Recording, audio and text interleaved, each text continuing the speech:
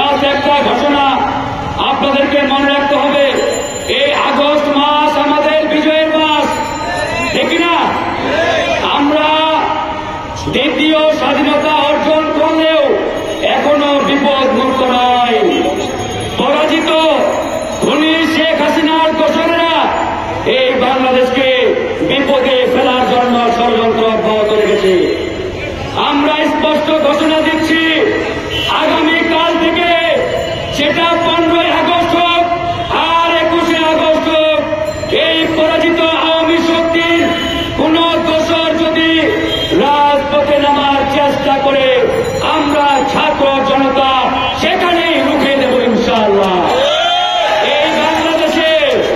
এই বাংলাদেশে অভিশপ্ত আওয়ামী রাজনীতির কবর রচনা করা হয়েছে।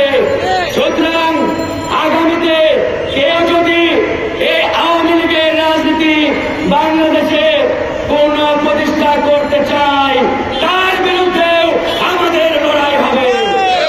ইতিমধ্যে আমরা দেখতে পাচ্ছি ওই ধানমন্ডির 32 নম্বরে গিয়ে বাংলাদেশের ওই কেউ সোহেল দাস কিংবা বঙ্গবীর কাদের সিদ্দিকীরা মায়া কান্না শুরু করেছে। আমরা বলতে চাই, এই মায়া কান্না বাংলার মাটিতে চলবে না।